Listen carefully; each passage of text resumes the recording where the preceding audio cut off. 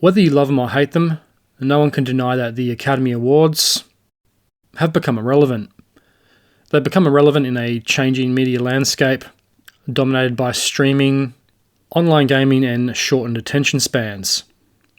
I was nearly not going to cover the Oscars this year, but I just couldn't help myself. All the glitz and glamour and all the pretty people walking the red carpet, how could I resist? I've been watching the Oscars for a long time, but even I have to admit that they have gone downhill considerably in the last decade or so. To hear my thoughts on all the winners and losers of the 2026 Academy Awards, you're just going to have to keep listening. The episode starts now.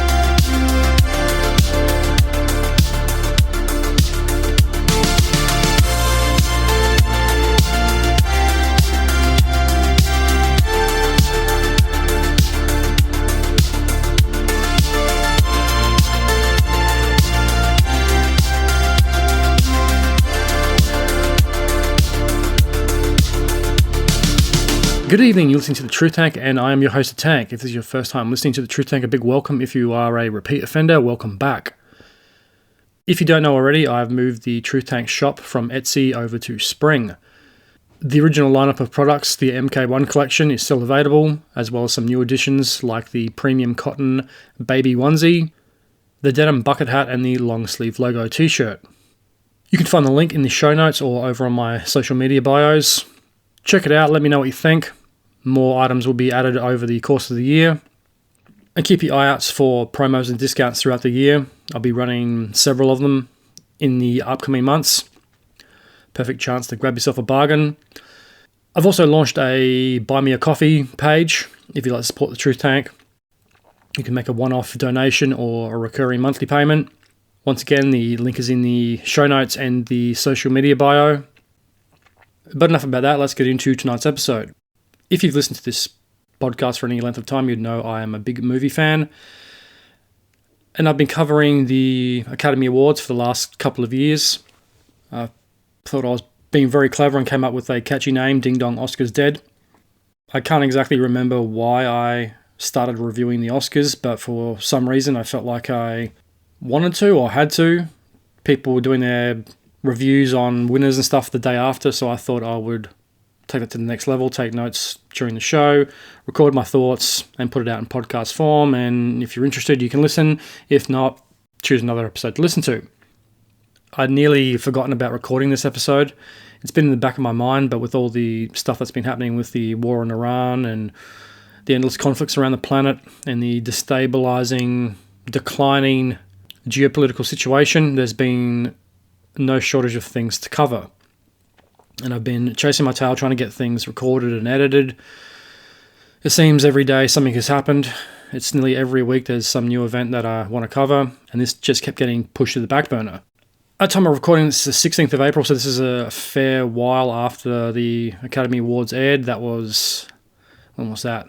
Mid-March, I'm pretty sure, so I'm about a month behind. So if I can't remember everybody's name or who won or who presented, that's the reason why. So without further ado, let's get into tonight's show. This is episode 98 of the Truth Tank, the 2026 Academy Awards, better known as Ding Dong Oscars Dead 5.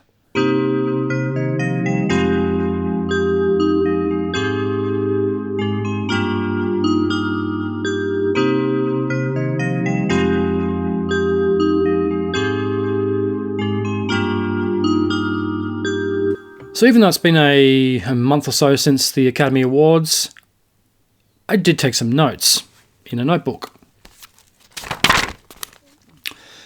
Ding Dong Oscars Dead Part 5. Now, from what I do remember, the opening skit was more cringy than it usually is. Now, we all know the Oscars have been declining rapidly over the past 10 to 12 years. They are more or less an irrelevancy now. The Oscars doesn't really mean what it used to. It used to be this night about movies and actors and the people that make the movies come to life. It used to be about the glitz and the glamour, the best winners, the best films, the best actors, the best directors. But in recent years, it's become more and more political. There's more of a focus on political correctness, and obviously diversity comes with that. Now, I'm not saying that's a bad thing or a good thing. You can make your own mind up about that. But the Oscars has definitely become very political. It's very obvious who the Hollywood elite vote for, or who they're told to vote for. And this is in the post-Epstein Files world. And the opening skit for the 2026 Oscars was a little bit of a head-scratcher. Epstein Files are nothing new. They were released in January. Maybe this skit had been planned before then. Don't know. But it seemed like it was a little tasteless and a little maybe politically insensitive. So the opening scene has a group of children racing towards something. I can't remember what, but it's some type of a skit that related to a movie. Conan O'Brien has gone trans. He's dressed as a woman, which is another film reference. Just before I get into the episode, I think I'd only seen like 2 of the films that were nominated this year. Most of them I hadn't even heard of, which seems to be another recurring theme with the Oscars. I should probably refine that a little better. Out of the Best Picture nominees, I think I'd only seen 1 or maybe 2 of the Best Picture nominees. And they were Sinners, and I think there might have been another one in there. Actually, I think it was just Sinners. I hadn't seen the DiCaprio one or the Chalamet one, and the rest of them I hadn't heard of. But back to the opening skit.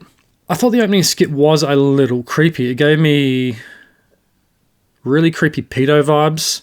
It was obviously pre-recorded, but Conan O'Brien comes running through the crowd onto the stage, or he comes out to the stage and he's chased by a bunch of kids running down the aisles onto the stage, which I thought was a little weird. It was definitely creepy in light of the Epstein Files.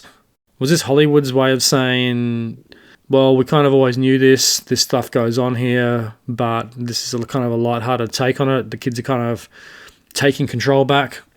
Or was there something much darker to it? And in light of the Epstein Files, and I will mention them probably more on this episode, it does look a little fucked up. And it doesn't do anything to try to quell the conspiracy theories around Hollywood being a bunch of satanic pedophiles who worship the devil. It doesn't do a lot to stem a conspiratorial mind from thinking like that. And look, I consider myself a conspiracy realist. I do love conspiracy theories, but when you see shit like that, it sends a very direct signal that maybe there's more going on here than meets the eye. And maybe there is some truth to all the rumours that have been circulating around Hollywood for decades. As I just alluded to, Conan is back to host. Yeah, he's funnier than Jimmy Kimmel, but then again, a muddy puddle is more funny than Jimmy Kimmel. The opening jokes were pretty fucking lame this year. Last year, it wasn't so bad, but this year, it was just very politically focused. There was a lot of Trump jokes, and rightfully so. He has done a lot of stupid things this year.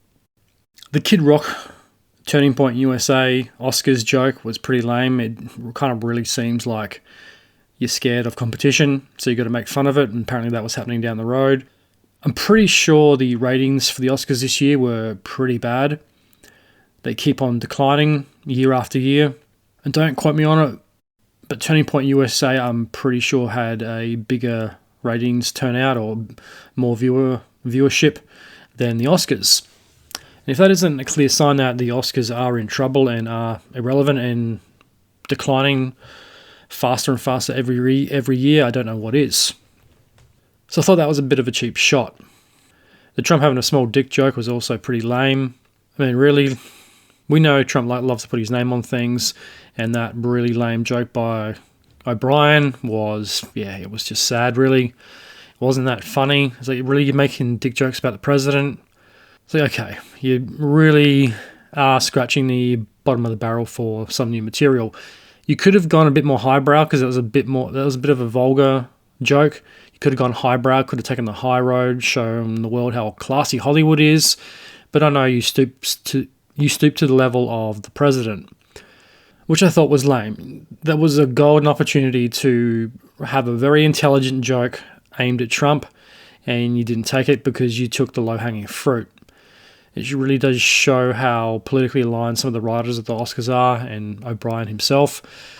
I don't know why, but I was expecting more wit from Conan O'Brien. And I think the worst part was all the cringy laughing from all the Hollywood phonies in attendance. There's a lot of cringy laughing and a lot of fake clapping. He didn't say anything that was really funny. It was pretty run-of-the-mill. I actually think Jimmy Kimmel in past years has had more wittier, more intelligent jokes than O'Brien, but O'Brien's whole opening monologue was messy, lame. It was very vulgar and very derivative, I thought. Last year's was much wittier. If this is the level that O'Brien is going to bring to the Oscars, can they really just bring back Billy Crystal already? He was the only decent host they've had in a very long time.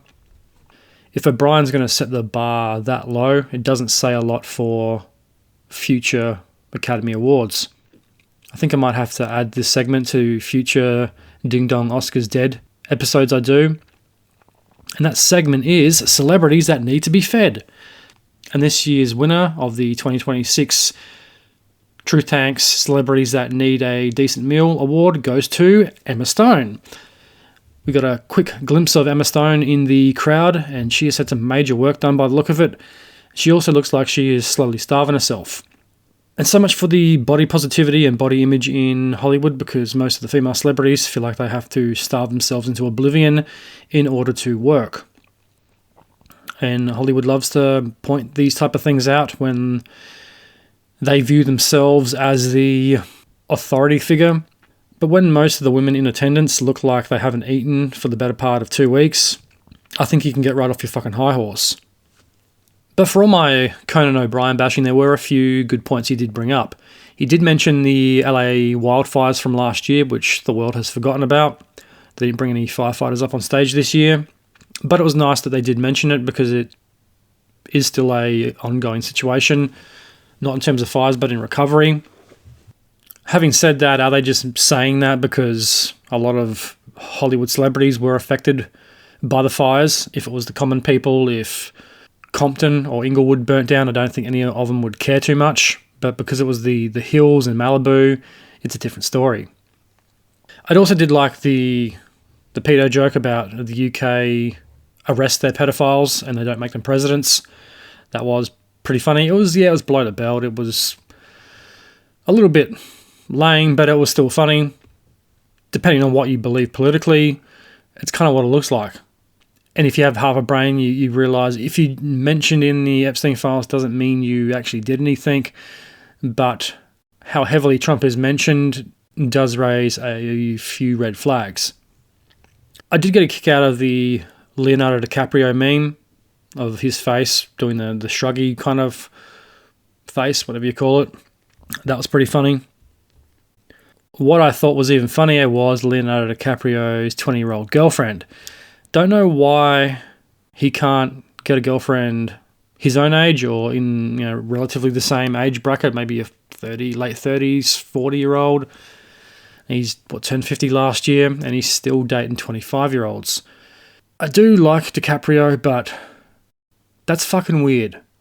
Yeah, maybe he just likes younger, pretty women, but yeah, going back to the Epstein files, not sure that's the best of looks, especially when you're in the front row of the Oscars being seen by billions of people around the world. And he'll probably dump her when she turns 27, 28 and replace her with another 24, 25-year-old. I do think it is weird that a guy like that with so much acting talent and who relatively seems to be a nice person when he's not burning greenhouse gases on his private jet fleeing a bushfire to head to another country to go hide out and then have the goal to give the entire planet a lecture on environmentalism. I do think it's a little funny that he isn't married, and two, he never really has had any type of long-term relationship with really anybody. He's had a couple of on-again, off-agains, but it's weird. Or as I like to call it, it's highly sus.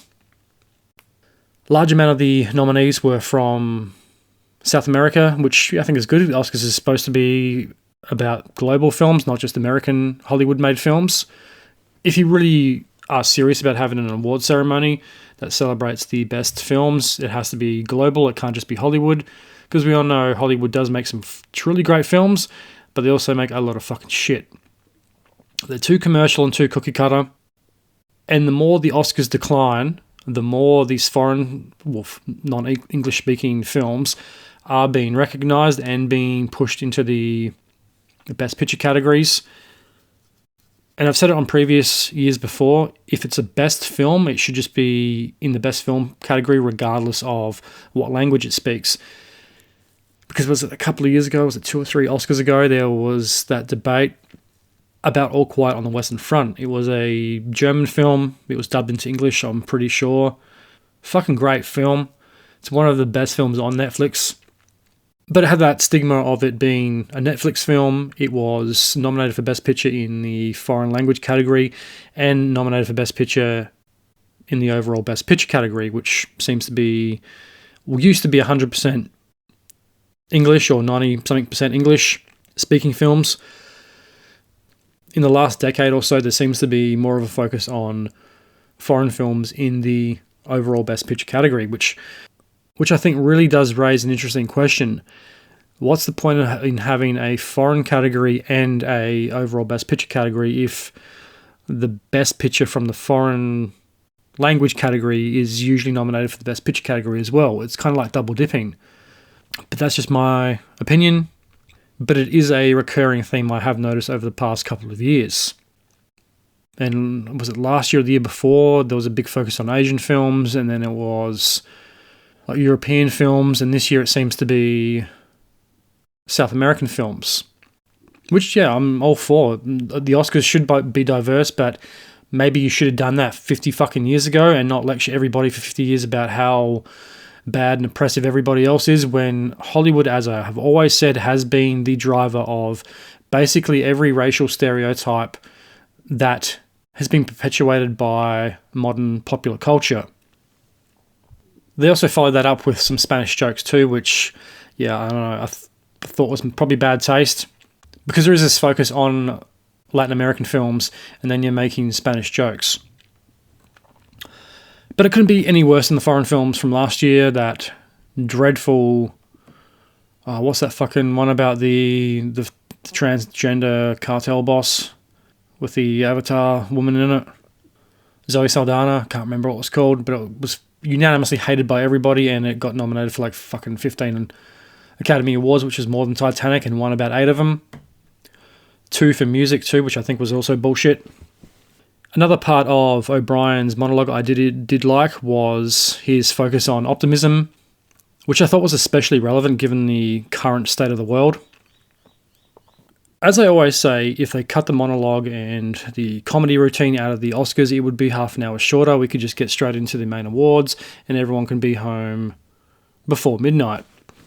Which I do find particularly amusing because it's always the host of the Oscars that makes a joke or reference to the running time of the Oscars, but impedes that running time because of the 20-minute monologue and comedy routine that starts the show. If they just cut all that bullshit out and just go to the host coming onto the stage, it's a couple of quick things about the films and the people nominated, yada, yada, yada. Give them 5 minutes because they love to cut the speeches down now.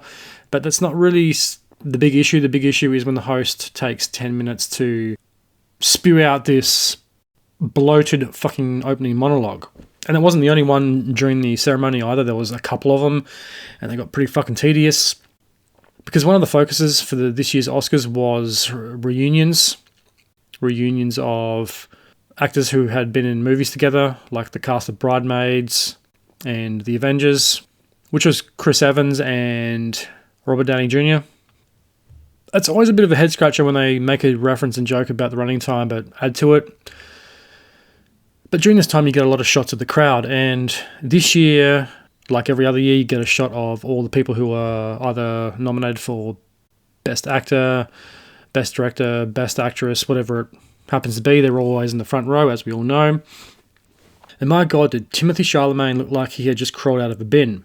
I know he did take a bit of a head dive down the stairs before the ceremony, so that may have been the cause of why he looked so disheveled, but his hair looked pretty wild. He looked like a homeless person. I did like the all-white suit. I do like Timothée Chalamet. He's a fantastic actor. Obviously, he's Paul Atreides. I love Dune. Looking forward to Dune Part 3. He's a very versatile actor.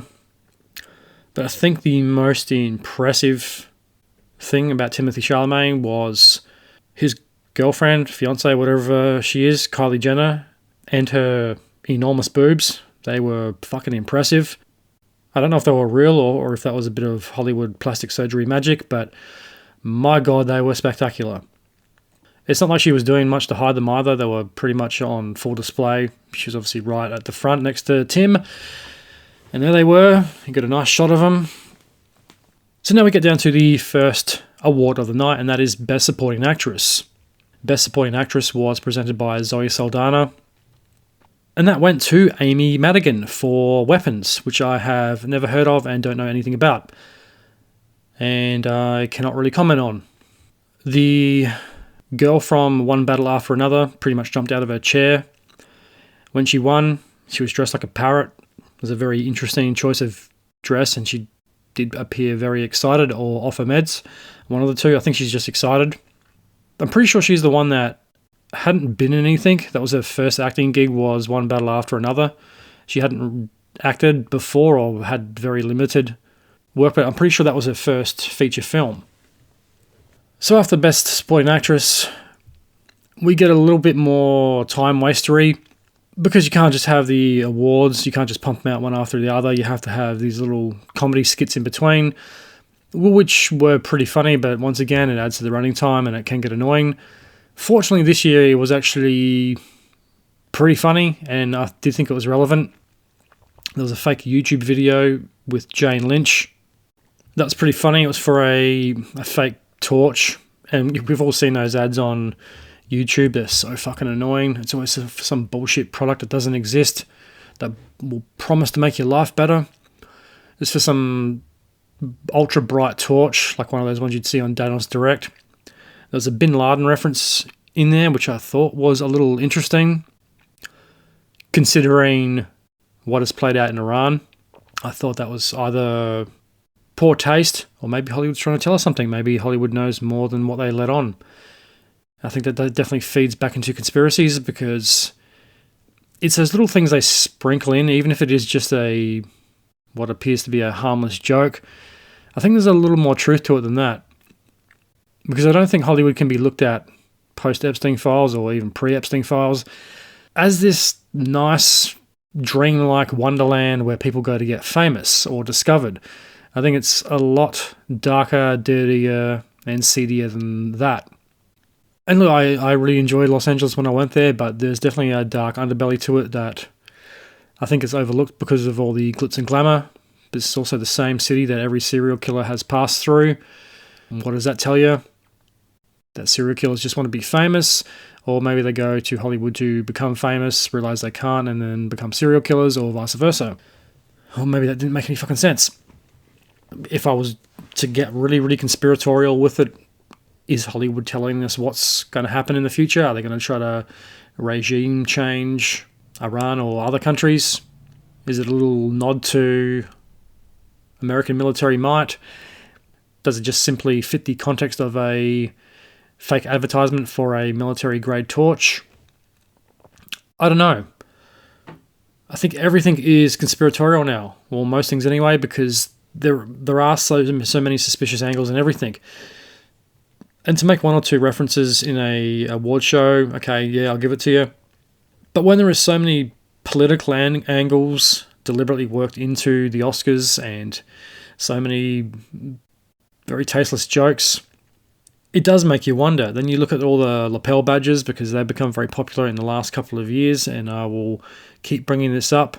Last year, one woman had this one with eyes, bloody eyeballs on it, which I thought was really sus. There's always the lapel pins for whatever political cause is going on. It was Ukraine a couple of years ago. Last year it was Palestine, and I think it was Palestine and I don't know, another country's flag this year. But I do find it a little sus that these Easter eggs are sprinkled in the award ceremony, and it depends on how deep you really want to look for them. So next up, Will Arnett and Channing Tatum present the award for Best Animated Feature. Once again, hadn't heard of any of these films. There was a Lady Gaga reference in there, I'm pretty sure. But yeah, she's a sus one. I've definitely changed my opinion of her over the years. I think that woman is demonic. She's definitely afflicted by something supernatural. I did hear an interview where she said she pays someone to sleep in the same room as her, allegedly, because she has the same recurring nightmare either every night or every couple of nights, which, if you're into the supernatural, you know is not a fucking dream. She is possessed by demons. And my opinion will not be changed on that. There is something very fucking off-putting and very sick about Lady Gaga. All that gibberish she puts into her music too, like abracadabra, and she starts saying a bunch of what seems like jumbled, mumbled, gibberish words. I think there's a deeper meaning to it. I think I did see that on a YouTube video somewhere, but it's obviously some type of satanic incarnation that's being put into the verse or chorus of a song, because she uses it too much. And maybe that's just her style, whatever. Musicians always have their little tropes. But you take that, you combine it with the outfits, the dance moves, and just how fucking bizarre she is. Because I don't really think she's that talented. She's not doing anything that Madonna hasn't already done. The meat dress, the glass fucking dress, all that weird shit she is into, it does start to add up. And the other thing too is, like, where have her eyebrows gone? She started either shaving them off, or maybe they've just retreated off of her body because she's too evil. But she just seems to like pop up everywhere. She was at the Super Bowl with Bad Bunny, which was one of the most questionable halftime shows I've seen in a long time. It didn't really make any sense, mainly because 90% of the fucking audience couldn't understand it, including the Spanish-speaking people. But she just randomly pops up in a red dress, does some type of like face horn-looking gesture towards Bad Bunny, then she disappears. And I thought, she's going to pop up and sing a song at some point during the awards, but she didn't. I just thought it was interesting that she is mentioned. I think she might have produced one of the animated films. It's a long time ago. I can't fucking remember. Too much has happened since then. But anyway, getting back onto track.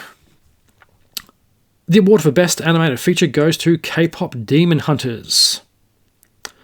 I did like one of the recipients of the Academy Awards long coat. I do like a long coat in a formal setting. I think it's a very good look. The black tuxedo is done to death. Women have all these elaborate dresses. I think guys got to step up the fashion. I'm a little bit of a fashionista. Once again, K-pop Demon Hunters, I know it's popular. It's made like something like $1 billion or so, but that's about all I know. So next up is Best Animated Short. There was an AI reference because, that's seemingly a big threat to Hollywood, even though they wanted to replace workers, namely writers and special effects artists, with AI. So once again, Hollywood has given us a little bit of a double-edged sword in that comment. And I don't think AI is going to take anyone's job just yet. I don't think this is half as good as it's been made out to be. I'm pretty sure it was around here that Best International Feature Film is also announced. So Best Animated Feature was K-Pop Demon Hunters. Best International Feature went to Sentimental Value, which I'd also never heard of.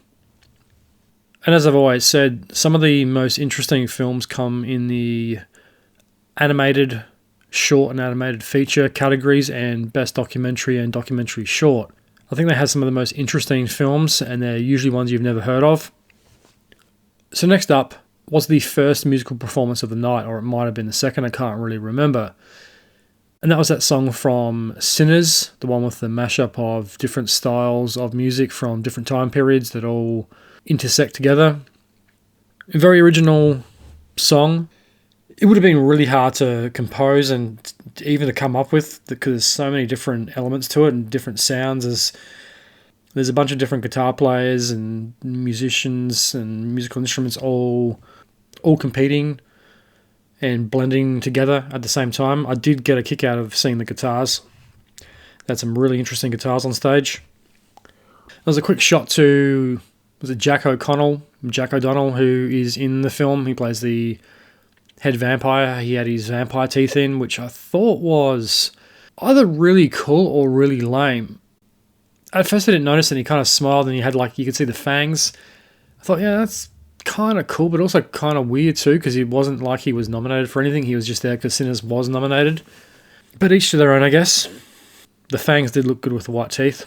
I guess a lot of people probably would have been thinking the same thing. And I guess it isn't too off the mark either, because the room was full of vampires in some shape or form. But the choreography for this musical sequence was actually pretty impressive. There's so many different things happening, so many different costumes and musical styles. It would have been really hard to play live because they're all playing essentially different guitar parts and musical parts from different genres of music, and it all has to sound like it all fits, which would have been the real challenge in it. So next we have the Ventura's Crossroads phone ad, which I thought was pretty funny as basically a piss take on how people watch movies more so on phone screens now than they do in the cinema. And it was an advertisement for a conversion lab that takes your favorite films and converts them into vertical or horizontal phone screen size, which I thought was actually pretty amusing. It showed you how much of the film gets cut off the screen. I think there's also a joke where someone says that they hadn't seen the rest of the film because they're also used to seeing it on a vertical screen or on a small horizontal screen that can't obviously accommodate the bigger theatrical size. Which in a way I guess kind of harkens back to VHS, where the VHS was more blown up than the cinema, than what you would see in the cinema. So you'd lose the sides and top of the frame. Then they would make a widescreen version that would have what you saw on the cinema, but obviously on a much smaller scale, which got a bit annoying because there was too much black bars on the top and bottom of the screen. They didn't give you enough picture, obviously because TVs weren't that big then, but thankfully they got fixed up with plasma and flat screen TVs. So I did have a bit of a phase years and years ago with widescreen VHSs. I did have a few of them, but they wouldn't, I don't know. I liked them because it looked more theatrical, it looked more cinematic, but at the same time you kind of lost the height of the image, where I think, because all those first generation of DVDs were all deluxe widescreen collector's editions, and they were literally just a widescreen version of the film in better quality. Didn't have many special features. Then as time went by, they started to make them a bit bigger, a bigger aspect ratio, the 16.9, which I like a lot better. I don't mind little black bars across the top of the screen, just not the whole thing. But the ad was pretty amusing. But once again, a bit of a time waster. Another tasteless joke I found was the Timothée Chalamet bum drum, which was obviously a reference to the film he's nominated for, which I don't even remember what it was. I thought that was a very low-brow piece of humour. Could have really done something a lot more creative than that. But I guess Hollywood really isn't that creative when push comes to shove. So next up was the award for Best Costume Design. It was presented by Anne Hathaway and that fashion woman from some fashion company, the one that The Devil Wears Prada is based off of. That was kind of funny. She didn't know her name, or she called her Emily or something like that. There was a nice fashion joke in there as well. Best Costume Design also brought the first shock for myself, and that was Avatar Fire and Ash was nominated for Best Costume Design, which I didn't know, but I think it rightfully should. I guess a majority of the costumes in it are digital or digitalized. They still had to be designed and made normally to get an understanding of how they looked and worked. But the award for Best Costume Design went to Frankenstein, which I thought was well deserved. And the Oscar went to Kate Hawley, or Haley, however it's pronounced.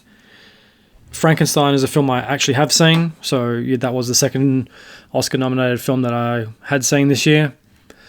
Well deserved. The costumes are pretty bold and elaborate.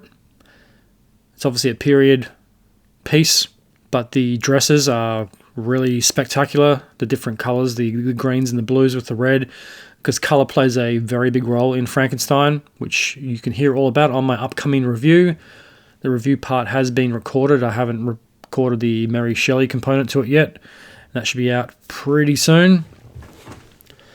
But there are some really original costumes in that film. Even what Frankenstein wears is pretty cool compared to other versions of Frankenstein. They haven't just gone for the massive overcoat. They've been a bit more original.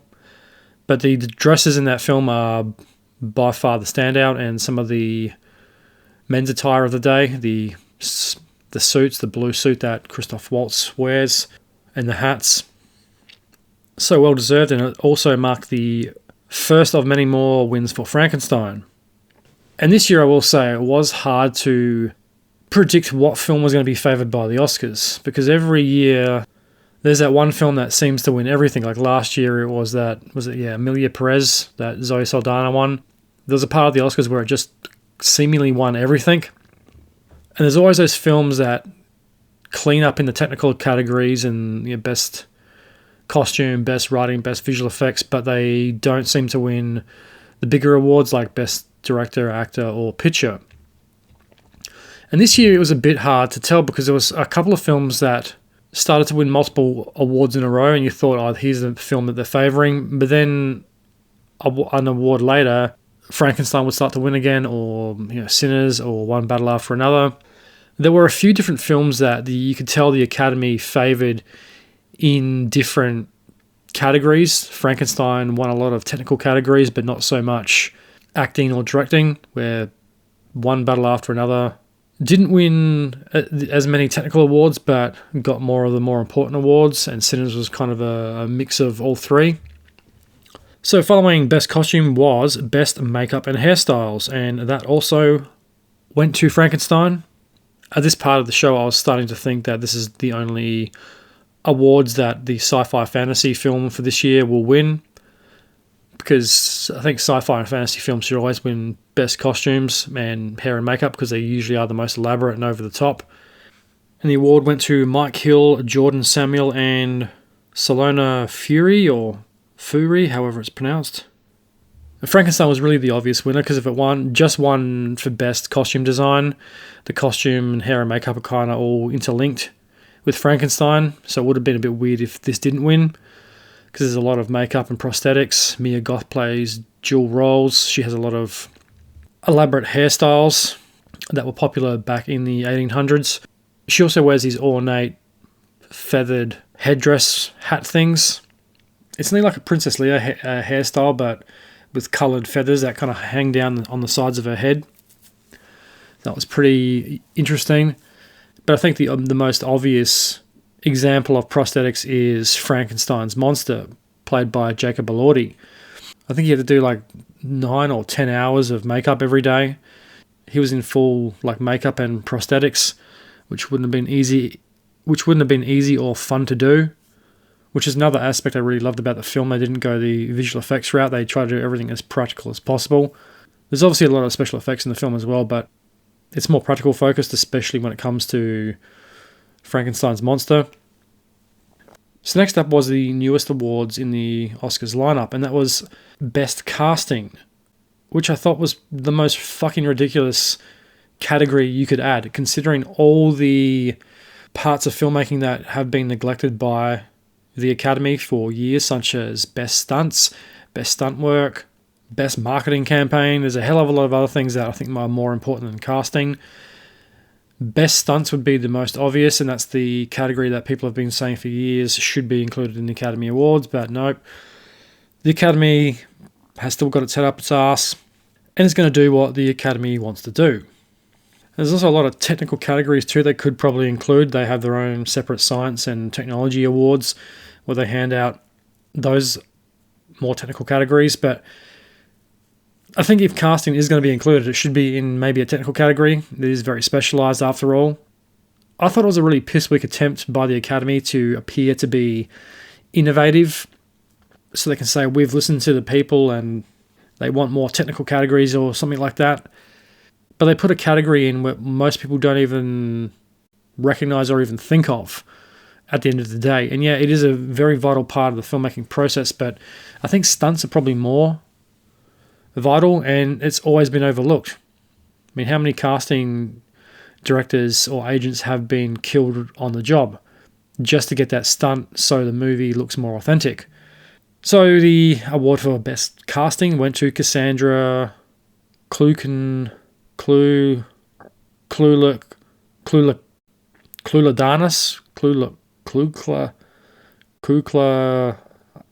however that's pronounced. It was around this part of the show that you really noticed the lapel bling on people in the audience. Lapel bling is back, and I do like it. Why not decorate a lapel? As long as it's not some political woke badge or messaging, I think it's okay, which I'll get into a little later. So next up was Best Live Action Short. It was presented by the guy from Stuber, Kamal Najani. I think that's how you pronounce his name. This is also one of the most interesting awards of the night, not because of who was nominated or the films that were nominated, because I had never heard of any of them. And it definitely wasn't because they were the most interesting films either. It was because the award for Best Live Action Short was a tie. I think this is the first time I've ever seen a tie. I've seen the mix-up and Best Picture winner. I think I have seen two people win for the same Oscar, I'm pretty sure, for some other category. It wasn't for a film. I think it was like an individual achievement, like Best Editor or something like that. But it turns out this has happened before. It's happened 4 or 5 times over the course of the Academy Awards. How many Academy Awards have there been? Like 98 or something like that. So it's not too bad, I guess. It's like, I don't know, less than one every, 20-something years. I also thought that was a little weird, because if you can win a tie for Best Short Film, why aren't there more ties for Best Film, Best Director, Best Actor or Actress for the major categories? Because how can you pick what is the better film or actor, director, writer, editor, whatever it happens to be, when you do have numerous films that are all equally as good, but they might be in different categories like sci-fi or drama? How do you determine the best picture when you have completely opposite styles of films, but they're both great? How can you pick the better film when you have like Dune 2 in the same category as The Brutalist or something like that? Both are equally great films. Not too sure about The Brutalist. I haven't actually seen it yet. It's on my list. But how do you determine that? Well, you have one's sci-fi, one's period drama. It's a very hard decision to make. I don't know if I quite agree with the tie, because by definition, there should be more ties for Best Pictures. I would think Best Picture would be the category that has the most ties, but it's not the case, because you should have multiple ties for Best Director and Best Picture. like I just outlined, especially if they are different types of films. Because if I had it my way, I'd have multiple ties every year.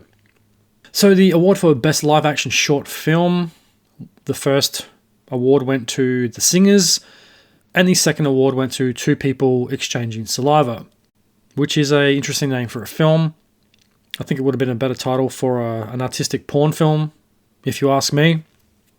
So for Singers, the award went to Armon Nashanian, I think it's how it's pronounced, and Two People Exchanging Saliva went to Natalie Mustita. I'm really fucking horrible at pronouncing names, especially ones that have multiple syllables in them, so I do apologise. Natalie's speech, I'm pretty sure she made some reference to being a queer woman or something like that.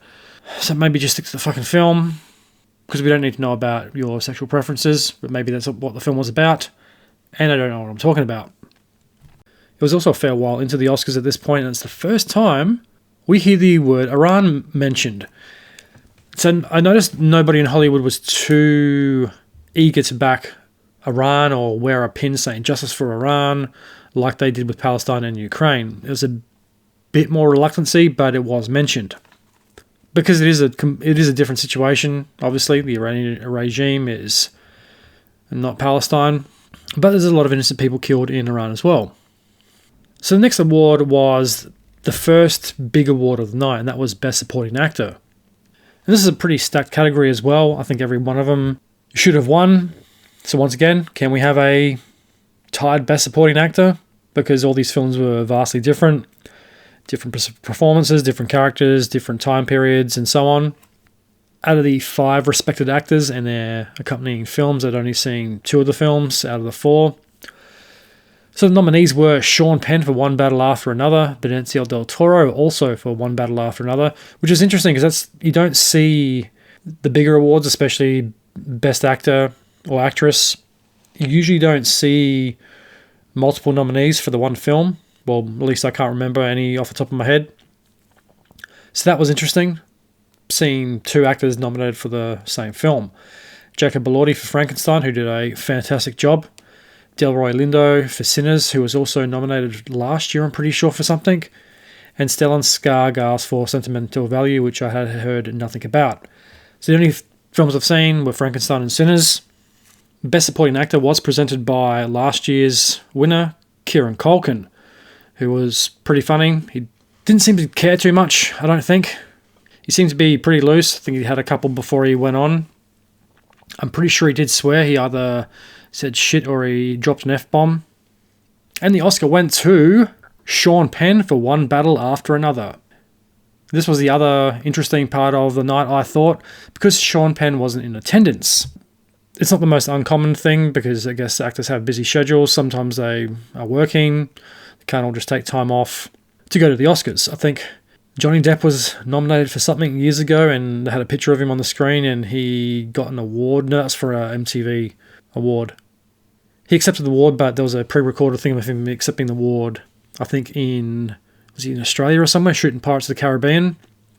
I didn't even realise he wasn't even there because the cameras didn't really seek him out because, they're always getting reaction shots of the people nominated, which must be really annoying even for an actor if you're sitting there in the front row just trying to look all calm and collected before the winners read out. You've been nominated, you're trying to appear like this doesn't bother me, try to stay modest and focused.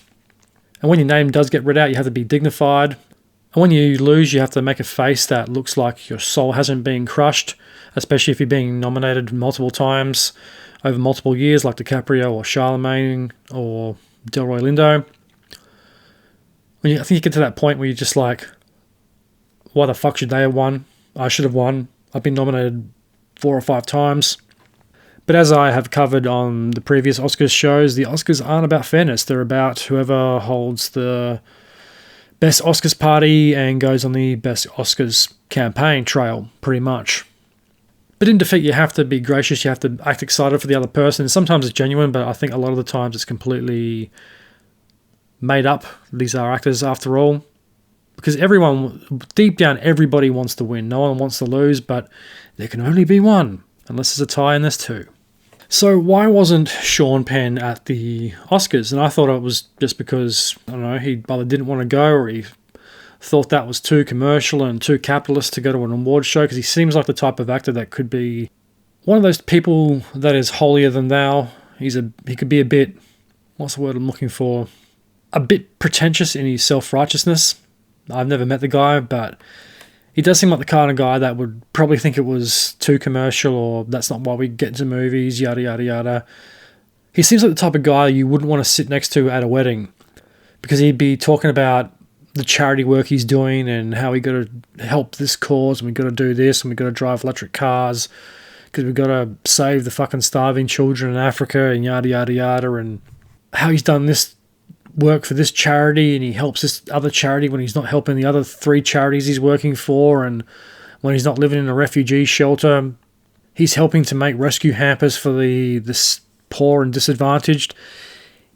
He seems like one of those guys to me, and I've never met him, but that's the way he comes off. Kind of like Bono, but I guess the difference with Sean Penn and Bono is Sean Penn actually does fucking go on the ground. He does get his hands dirty. He does live in refugee camps for so many months of the year. He actually cares about the causes he supports, where Bono just says a bunch of shit but doesn't really seem to do a lot. Every time I see an interview with Bono, he's always going on about we have to save the starving children.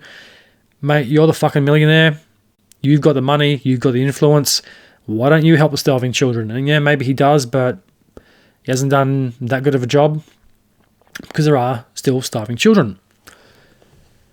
So he doesn't seem like he's that pretentious. He's not the type to lecture and not really back it up with action, but he does seem like he would be exhausting to talk to because he's doing so much for his causes. He would make everyone else feel bad for not doing enough, even though that probably isn't the intention.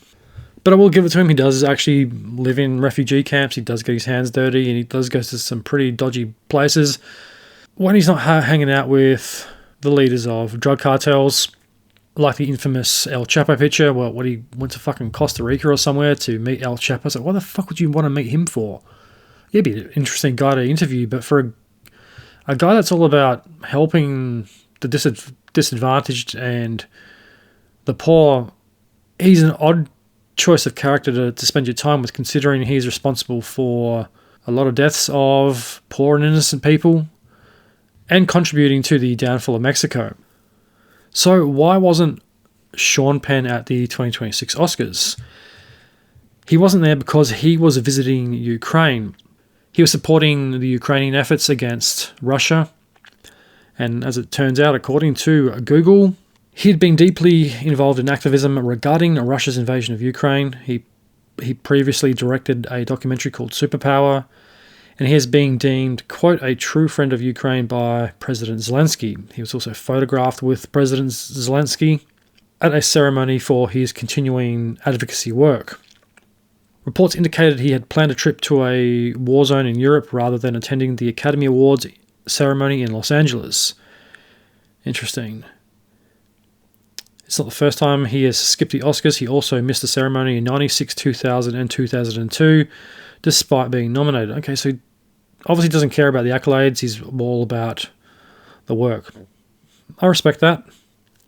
Kieran Culkin accepted the award on his behalf and said he couldn't be here tonight or he didn't want to. Delroy Lindo did look pretty annoyed because this isn't the first time Sean Penn's been nominated or won. Lindo's also been nominated previous times and hasn't won. He did look pretty annoyed, as did Stellan Skarsgård. It was around this point that I started to think, has the Academy Awards stopped giving out apology Oscars? As I just said, Sean Penn has won multiple Academy Awards, or he's won one at least, and he's won another one. So are they handing out Oscars for the actual best winner and not the apology Oscar? Because that is something that has become very obvious in the last couple of years, is just the blatant apology Oscars. Like, I still haven't seen The Whale. It's a hard film to find. I can't find it on a streaming service or on DVD because it's hard to find DVDs these days. But was Brendan Fraser really the best actor of that year? Because I thought Austin Butler probably should have won for Elvis. Elvis is a pretty big deal. He's obviously a real character, and he's got a lot of fans who are all critiquing that performance, and I think he did a pretty good job. And I mentioned this on previous Oscars shows.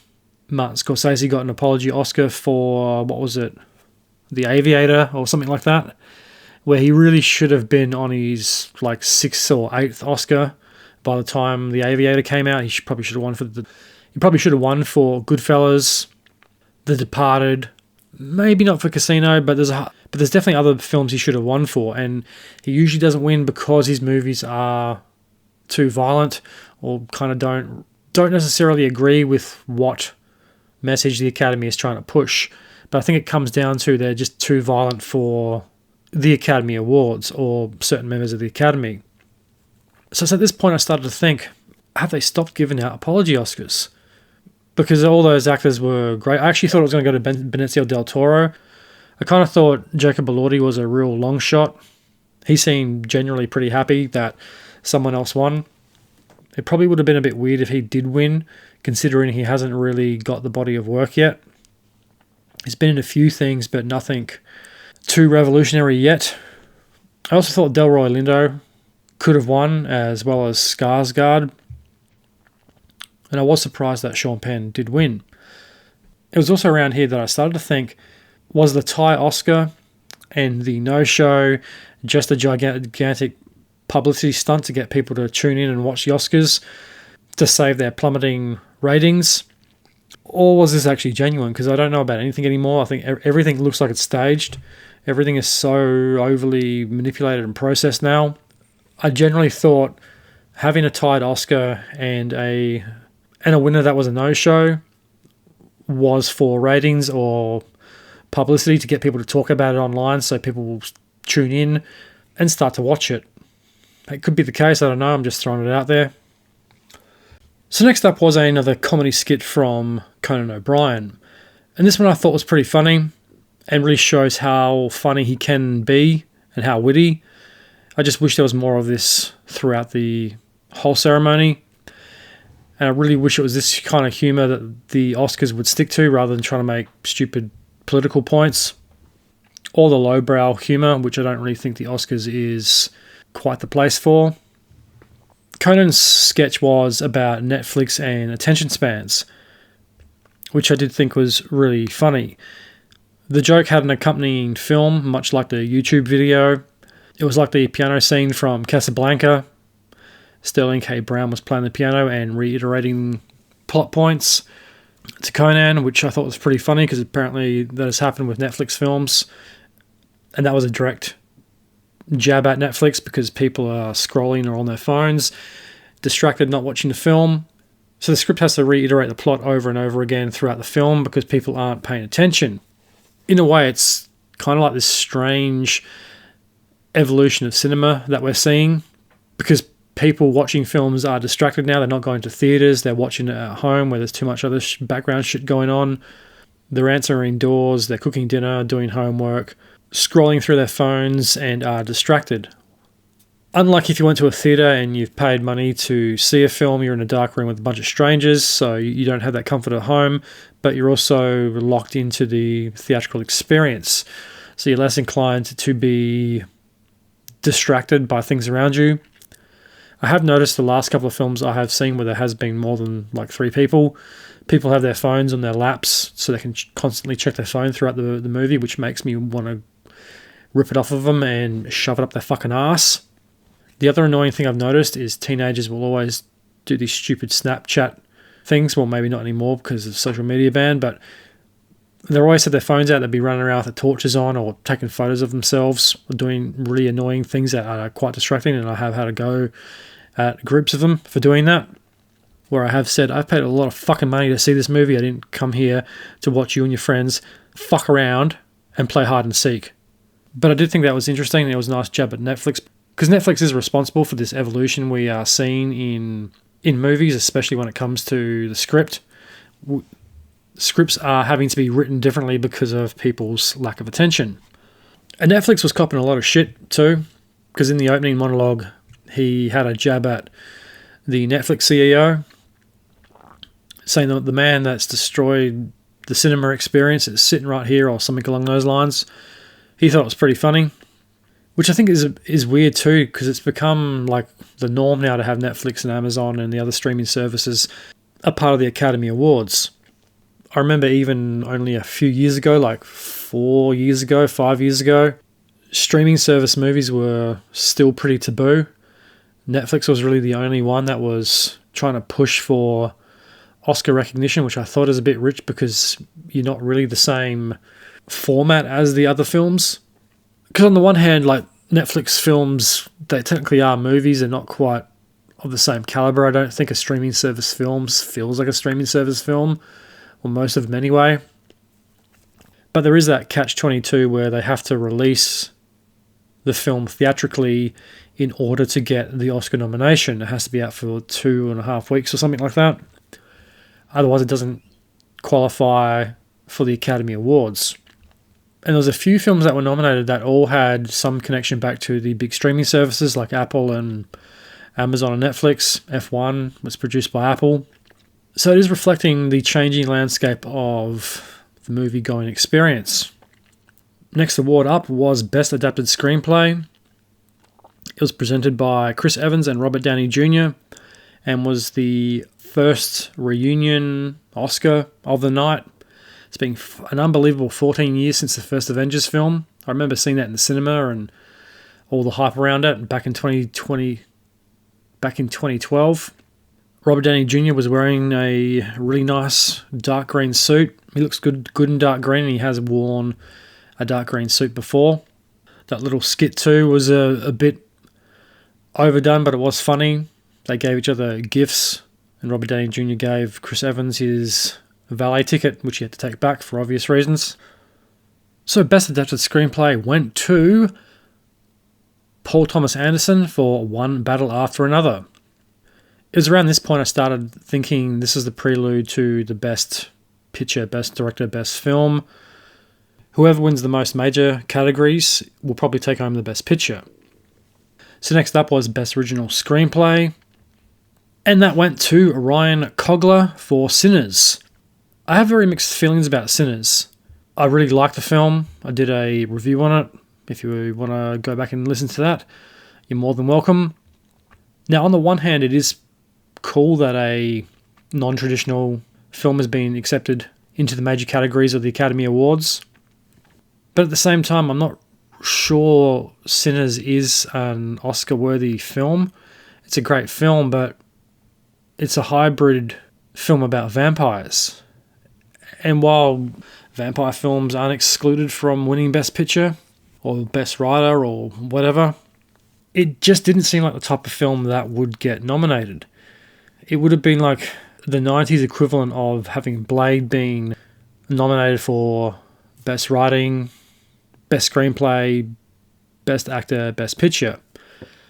And I think the reason I have such a problem with it isn't so much that it is included, it's because films like The Dark Knight back in 2008 had to fight tooth and nail just to be fucking recognised. Specifically, just to have Heath Ledger's performance in the Best Supporting Actor category recognised by the Academy. And the Academy dragged their heels on it and put up such a fucking fuss, with their main argument being it's a comic book film. It's not the same caliber of film that usually gets nominated for an Oscar in any type of category.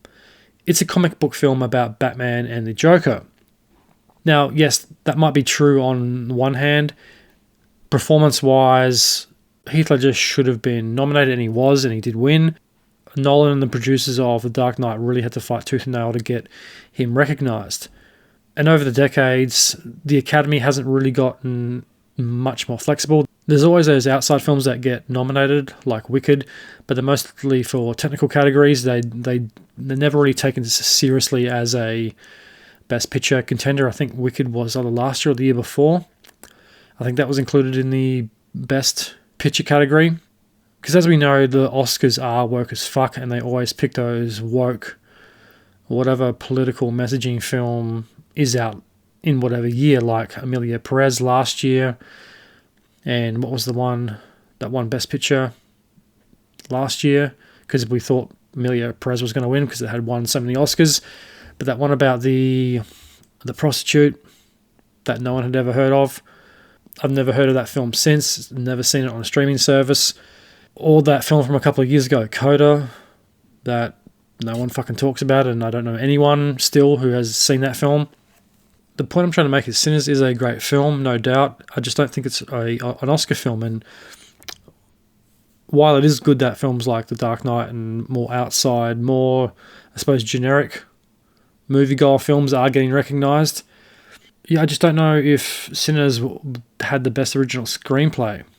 And while it wasn't the most stacked category of the night, the other nominees included Blue Moon, It Was Just an Accident, Marty Supreme, and Sentimental Value. I thought Marty Supreme or Sentimental Value was going to get it, but the Oscar went to Ryan Coogler. I did have a couple of issues with his acceptance speech. He did swear in it, I'd probably swear in his position too. I can't remember if it was blocked on TV or not, but probably not the type of situation you want to swear or have your speech remember for swearing. I just thought it was a bit tasteless in that regard. He also got a standing ovation, which I thought was over the top. It was Best Original Screenplay. He didn't win Best Director or Best Picture. After that came the In Memoriam section, which as usual was cut short. If you want to see the full version, you have to go to the Academy website and watch it, because I guess they don't have enough time or other people aren't quite as important. It was a solemn reminder of how many people have died in Hollywood over the past year. Some of these that I had forgotten, but it was a bit of a shock. There was some titans like Gene Hackman and Robert Redford, Rob Reiner, Terrence Stamp, Diane Keating. Diane Keating too, she was always at the Academy Awards, even a couple of years ago. She was always there with the gloves on. I didn't even know she was sick, and then all of a sudden you wake up and she had died overnight. There's a couple of people who had died recently that weren't included, because I think there's a cut-off period to be included this year, like Chuck Norris. I think we all know deep down that Chuck Norris didn't die. God's just taking a break. I did like the male and female speeches. I thought Rachel McAdams' speech was really nice, very heartfelt, and when Barbara Streisand came out and sang and had those personal stories about Robert Redford, that was really nice as well. Could have gone without the singing, to be honest, but it was good nonetheless. And the Rob Reiner tribute, where all those people who had worked with him came out and said a personal story. It dragged on a bit, but it was nice because it was a bit different. I haven't seen that in previous years.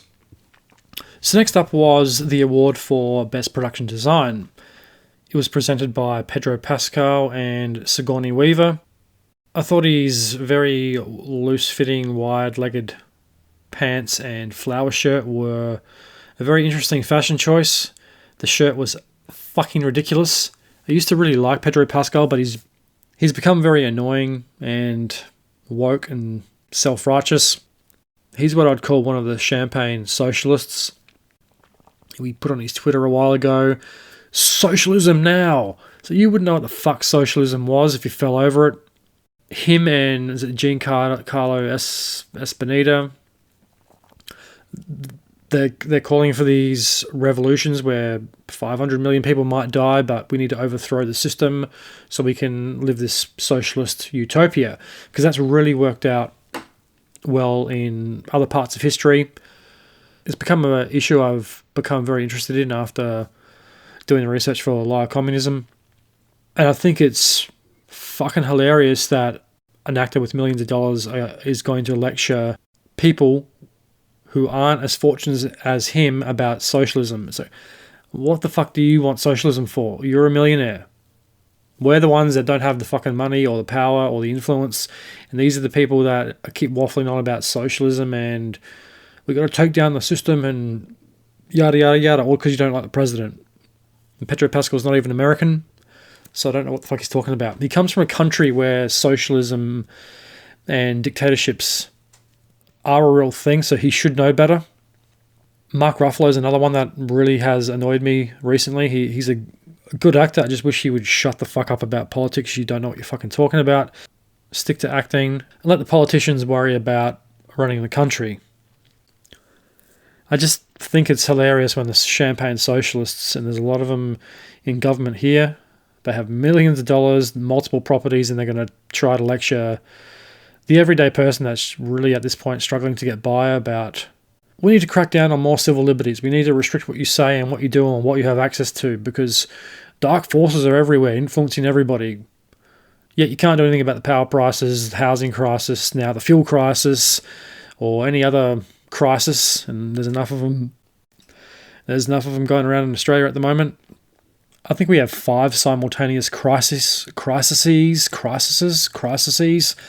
going on at the one time. I don't think we need any more.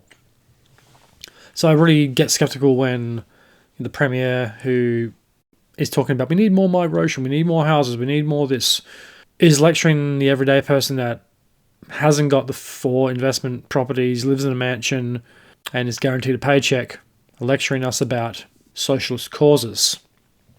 Pascal and Weaver make some very corny and obvious Mandalorian jokes, because guess what? They're in the Mandalorian movie together that comes out next month. These two had absolutely no chemistry together, and the whole presentation was really corny. Pedro seemed like he was fucking on drugs or something, because eyes were darting around and he seemed like he was on another planet. There's something really off about that guy. He's a great actor. Just whenever I see interviews of him or whenever he's at award shows, he always seems like he's just, I don't know, snorted coke and done Valium at the same time. And he's in this weird balancing point where he's pinging off his nut, his head's spinning around the room, but he's really placid and calm. And he's in this nearly dazed kind of a state, but he's still functioning and aware of what he is. He just seems like he just catches like a bright colour out of the corner of his eye, then that distracts him, and he's looking around the room and gets distracted by all the pretty colours and sparkly things on the guests, and kind of forgets where he is. That's just my own personal observation, of course, but Best Production Design went to Frankenstein, to James Price and Shona Heath. Yeah, I think this is pretty warranted. Had a big production design, very interesting design in the film. A lot of the sets were very unique. Frankenstein's house/lab, very unique, as is the water treatment facility that gets converted into Frankenstein's laboratory. Thought that was a well-deserved win. Next up is Best Visual Effects. Films nominated for Best Visual Effects were Avatar: Fire and Ash, which I think kind of goes without saying. It's probably the most special effects heavy film since The Way of Water. Other nominees include F1, The Lost Bus, Sinners, and Jurassic World Rebirth, which is the closest to an Oscar Jurassic World Rebirth is ever going to get. Unsurprisingly, the Oscar for Best Visual Effects went to Avatar: Fire and Ash. And that was pretty obvious. There's nothing that even comes close. Nearly every frame of that film, I think, if not every frame of the film, has some type of element of visual effects. And as I mentioned on my review of Fire and Ash, the visual effects are getting so good, it's hard to tell the avatars from the humans when they're in the same scene. The awards went to Eric Sandin, Daniel Barrett, Joe Lettery, and Richard Bainham. So the next part of the Oscars was probably, I think, for me personally, one of the worst. And I really thought this was unnecessary and couldn't believe my eyes when Jimmy Kimmel came back. Why is he back? He came back to make a couple of political jokes, which weren't funny. So Jimmy Kimmel presented the award for Best Documentary Short, and trust him to make a political joke, and a category where films made about political issues are quite common. These are where some of the hidden gems and some of the best films of the Academy Awards are hidden in the Best Documentary category, and this year was no exception. But having Jimmy Kimmel back, I kind of knew that there was a bunch of political jokes and references incoming.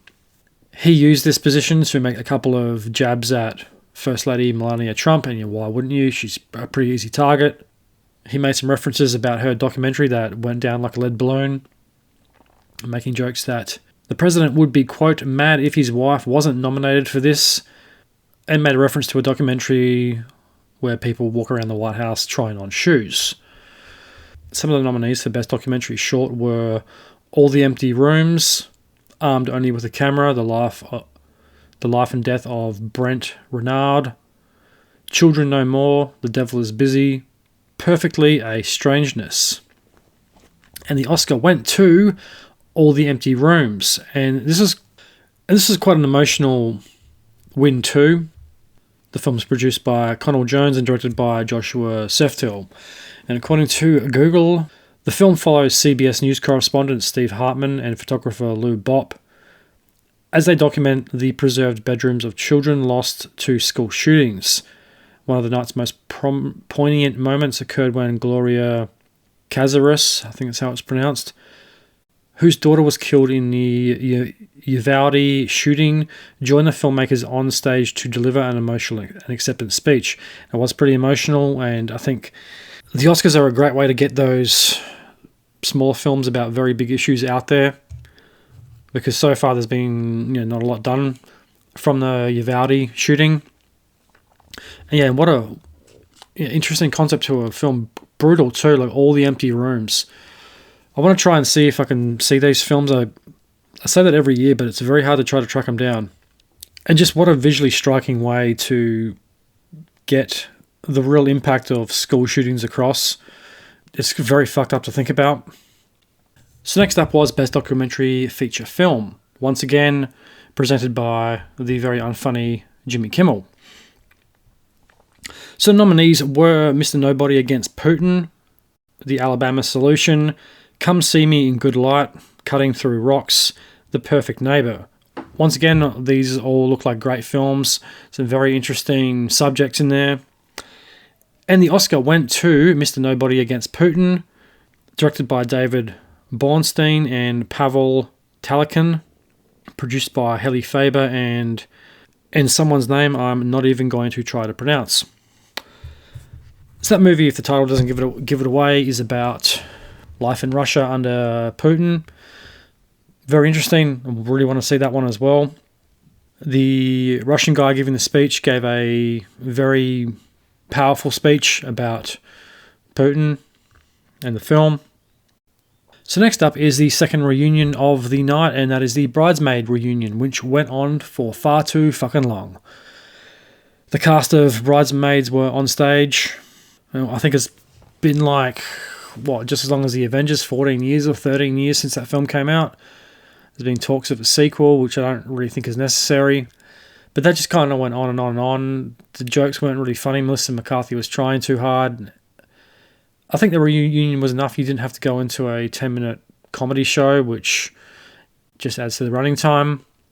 But that's not what happened, and they proceed with this 10-minute, really unfunny skit about not a lot.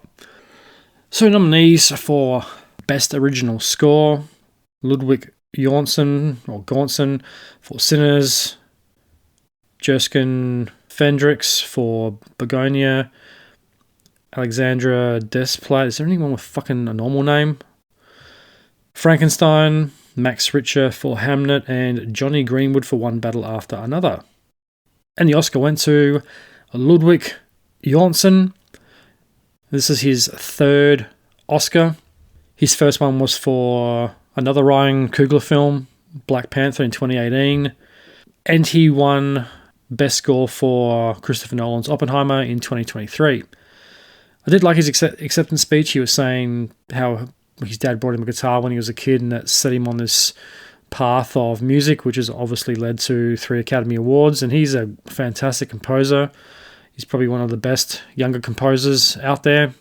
And he doesn't compose like a younger guy too. He composes like someone with decades more experience.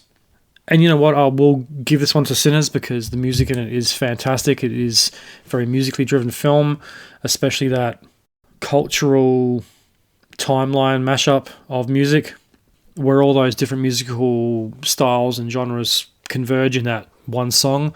Because Sinners wouldn't have been an easy film to do the music for because there's so much happening. Because you have all that blues music, all that traditional folk music. The research for that film would have been fun. You would have had to do a deep dive into to blues and folk music, as well as country and local music. But it also would have been challenging too, because there's a lot of musical influence in that film, and it also was one of the highlights of Sinners. I'm going to put my tinfoil hat back on for a minute and get conspiratorial, because it was during this part of the Oscars the words kid and pizza get mentioned pretty close together, if not in the same sentence. Can't remember which, because I wrote these notes quite a while ago, which directly links back to the Epstein files. Are they trying to tell us that people in that room are on the Epstein files or involved in this type of thing? The boogeyman of Hollywood, Harvey Weinstein, is gone, but there has to be others on that list. There has to be others like him that exploited his position of power. And I don't think mentioning that was a fucking accident either. I think that is a clear, direct message of the satanic forces that do control parts of Hollywood. The other conspiratorial satanic thing I did notice was Ryan Coogler doing the devil horns. He does this several times throughout the ceremony. Sinners does win a couple of Academy Awards, and yeah, he's very congratulatory of people who won while working on his film. But he always does this. It's clearly devil horns, like the metal horns. He holds up, he claps, and he holds it up to like his face, his chest area. He even did the devil horns on his head. It seemed very random because he did it, I think, 3 times. I thought it was very weird, and I didn't really like where that was going. Why would you do that? Why wouldn't you just clap? Why would you do the devil horns? Is he trying to say, oh, it's rock and roll? He doesn't look like a rock and roll fan to me. He has glasses and a bow tie, so he doesn't exactly look like he's into rock and roll. He wasn't sitting there with a tuxedo on with the Guns N' Roses t-shirt underneath and a top hat. He seems a little bit more clean cut than that. So I just thought devil horns or rock and roll horns was a bit of a odd way to congratulate people who had worked on your film. Now maybe it just was an innocent rock and roll. This movie was, outside the box. It's not the typical Oscar film. It's about music and vampires and all that type of shit. Maybe it was as innocent as that, but I don't think so. Next award up, presented by the cast of Bridesmaids, was Best Sound Design.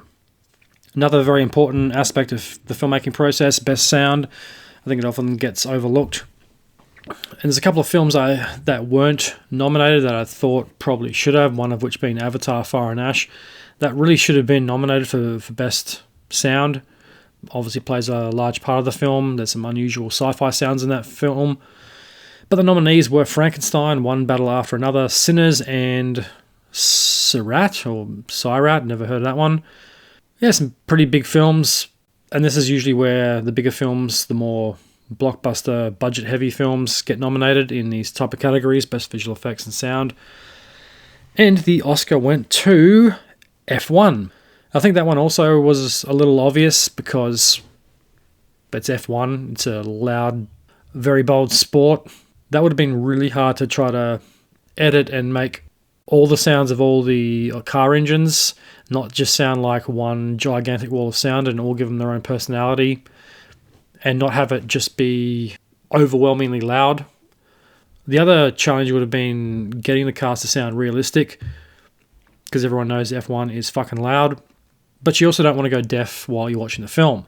That would have been a big challenge. The Oscars went to Al Nielsen, John Taylor, Frank Montana, and Tom Ozenich. I think that's how you pronounce his name. There's a very amusing shot of Jacob Elordi eating what appeared to be a bag of nuts or M&Ms. I thought that was pretty funny. It looked like he had taken his mum to the Oscars as well, which is what Leo used to do. I would definitely be packing a lunch if I was going to the Oscars. Apparently it's like 5.5, 6 hours of the red carpet and sitting there. It's a long time to go without eating anything.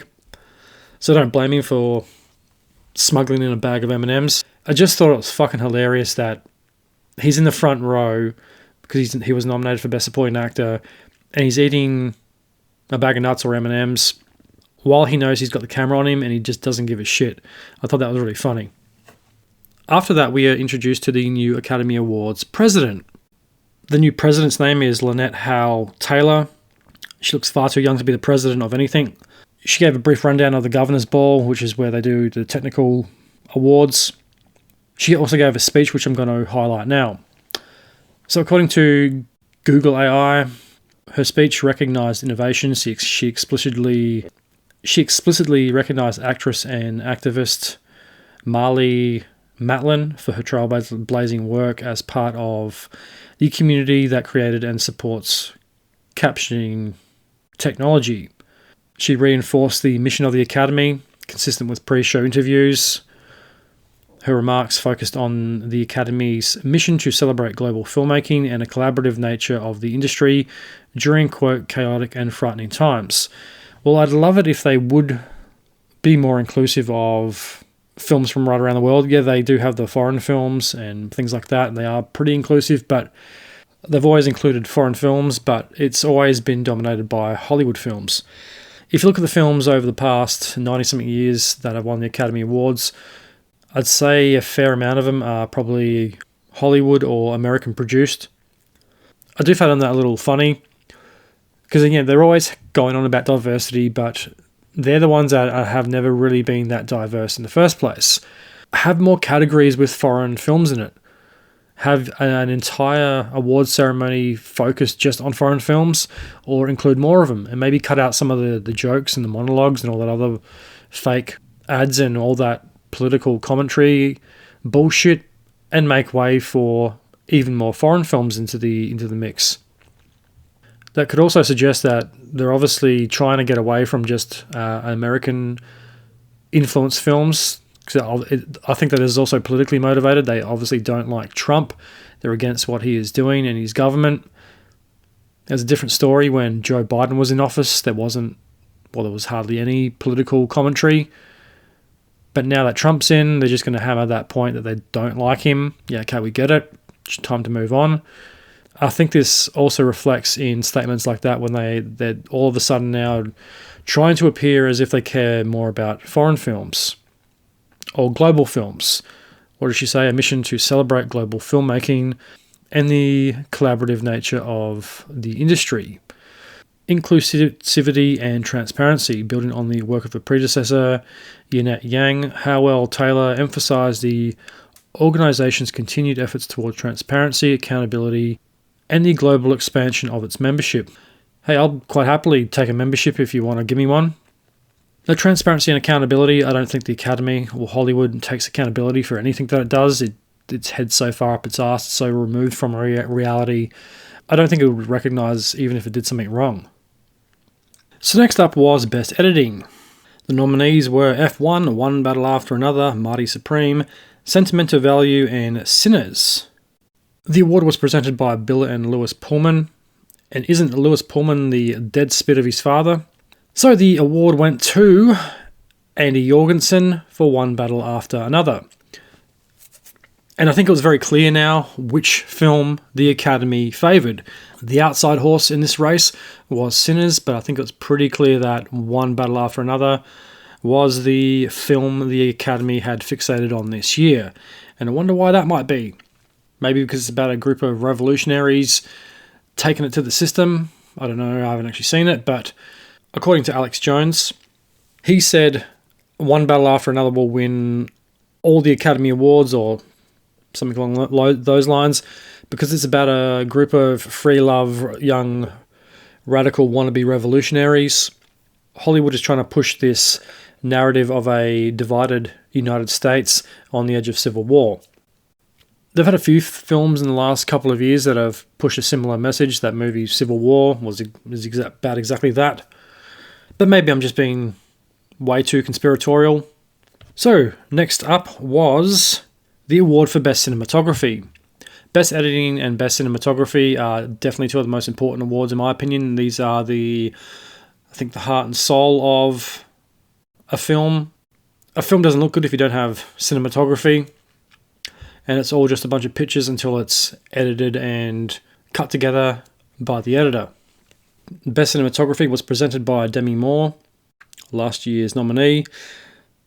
She's definitely had a little too much work done to her face. I'd also like to know how many birds died to make her dress. She had a very elaborate black dress with these large black feathers on it. It was ornate, I think a bit over the top, but it did suit her. The nominees for Best Cinematography were Autumn Darland Akapoor, probably pronouncing that wrong, for Sinners, Dan Lustin for Frankenstein, Doris Conji, Marty Supreme, Michael Berman, One Battle After Another, Adolfo Veloso for Train Dreams. Train Dreams also looks like a very interesting film. I hadn't heard anything about that until recently. The Oscar went to Sinners and Autumn Darald Akpoor. This was a historic win because it was the first woman of colour to ever win an Academy Award for Best Cinematography. There was also a standing ovation from most of the women in attendance. Yeah, I guess it is historic because, I guess a lot of women don't get nominated for cinematography or they don't take it up. She was also pretty young too. So you know what, go her. I wouldn't mind being an editor myself. I think it's an art form within itself, and obviously editing podcasts, you have to know about timing, what to leave in, what to take out, even though I probably tend to leave too much in. I'd like to know what editing a film would be like, how tedious it is, but at the same time, how rewarding it is when you cut it down or you shape it to a certain length or a certain style. After the film has been obviously directed and shot, that is the real art form, is the editing. It's also around here, Ryan Coogler gives more devil horns in his congratulations for his editor. And yeah, this really did make me wary that is this guy in league with Satan? Is that how you made a film about vampires and music and got it to the Academy Awards? Because I was getting a little suspicious of all the devil horns I was seeing. I just thought it was really weird coming from him. This Academy Awards also spread out the musical numbers. In other years, they all come within a certain time limit, but in this year, I don't remember seeing too many in the middle of the awards. There was the one from Sinners at the start, and I think there's another one at the end. I can't really remember what it was, but I don't remember there being as many musical numbers as previous years. Some years they play them all, I'm pretty sure. I think they have to if it's nominated, but I don't remember seeing all of them this year. I was also doing work at the same time, so I might have missed a few. So next up was Best International Feature Film. The award for Best International Feature Film was presented by Javier Bardem and Priyanka Chopra Jonas, I think that's how you pronounce her name. The films nominated were Sentimental Value, The Secret Agent, It Was Just an Accident, Surat, the voice of Hind Rajab. Before the winner was read out, Javier Bardem did something truly brave and courageous. He had a few different badges on his lapel. One had like blood dripping down. It was obviously some type of anti-war message. I couldn't quite see what the other one was. I think the other one was a Palestinian badge. He came up to the microphone and said, "Free Palestine and no to war."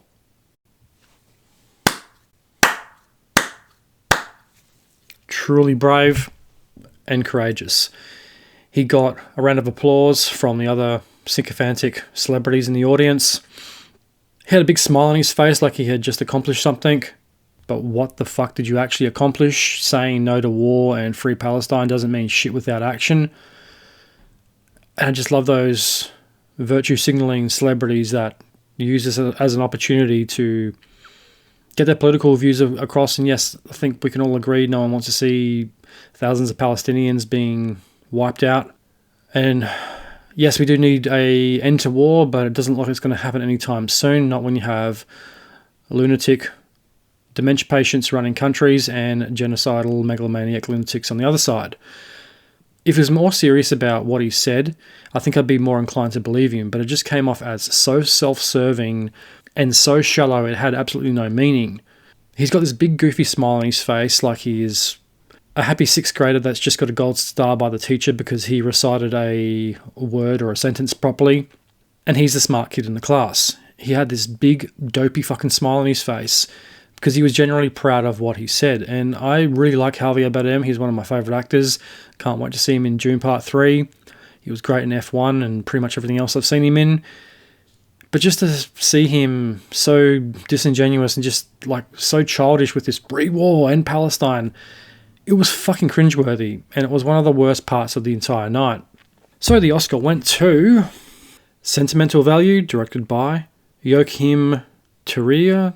I wish these people would have normal sounding names. Trier from Norway. Now, the director did give a powerful acceptance speech. It was an emotional one, and according to Google, he called himself a film nerd from Norway, and he paraphrased American author James Baldwin and quoted, "All adults are responsible for all children," which is obviously a anti-pedo remark, and it was good to see that rather than alleged Satan-worshipping child-fucking celebrities in attendance. That was good to see too. He was genuinely sincere, and he's right on the money. All adults are responsible for all children. I would have loved to see more celebrities call that out as well. In light of everything that's happened with the Epstein files, I don't think we can really run from it anymore. We can't really deny that it's not happening, because it is. If these elites and high-ups have been involved in anything nefarious on Epstein's Islands, what does it say about the state of Western culture? Because you can make movies about how bad Putin is, but he's also been one of the few presidents and people in power that have come out and said the West has been corrupted by satanic pedophiles, and it looks like he was right. But then you have Ryan Coogler giving the devil horns every chance he can, a bunch of lame Trump jokes and political comments, half-assed Free Palestine, no war remarks, and this is the first time that a celebrity has really used this platform for calling out abuse to children and holding adults to account. It's our jobs to protect all children. So next up was Best Song, and it was presented by the one and only Lionel Richie. I thought Sinners was definitely going to win. The composer's already won Best Score. This should be a shoo-in. The Best Original Song nominees were Dear Me by Diane Warren and Relentless, I Lied to You, Sinners, Sweet Dreams of Joy, Viva Verdi, Train Dreams, and Golden from the film K-Pop Hunters. And the winner was Golden from the film K-Pop Demon Hunters.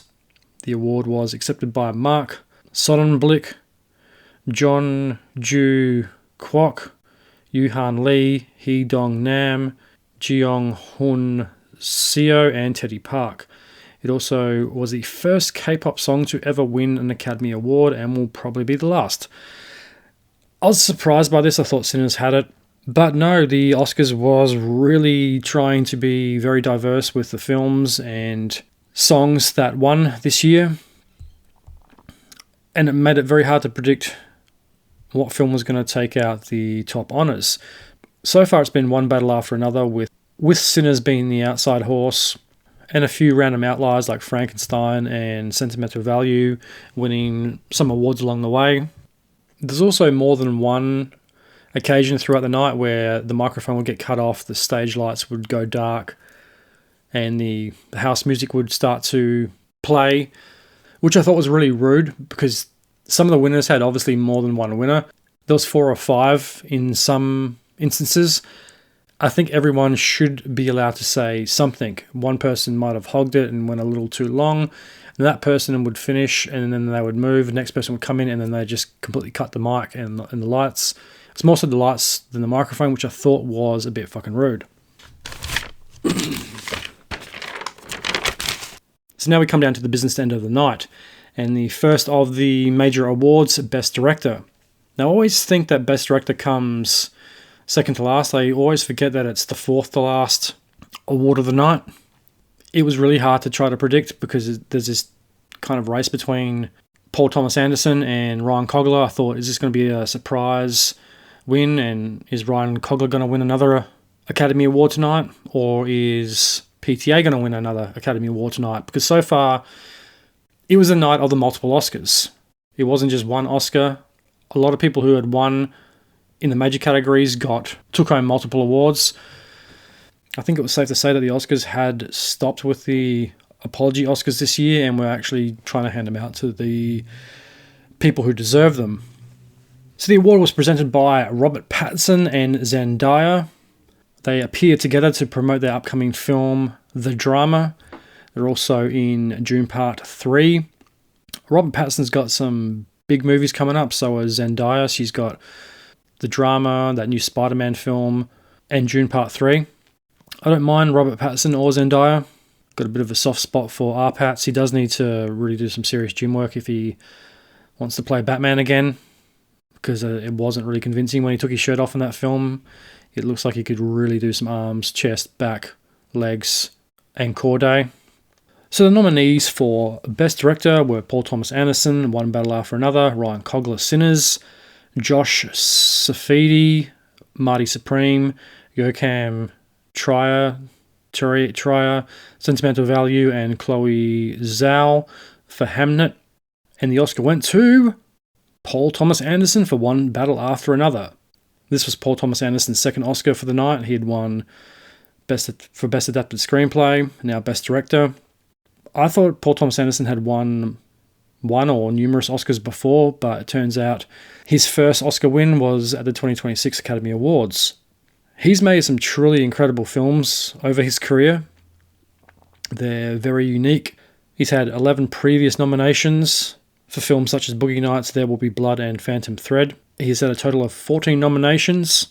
But can I go back on my own word here? Because is this an apology Oscar? Because he has been snubbed for so many other great films, and it just so happened he's making another film and gets nominated. Did they give him multiple Oscars to apologise for the other great films that he should have won for, like There Will Be Blood? Because Boogie Nights was not nominated for 3 Academy Awards, There Will Be Blood for 8, The Master for 3, Inherent Vice 2, Phantom Thread 6, Licorice Pizza 3, One Battle After Another 13, and most of them were for acting performances.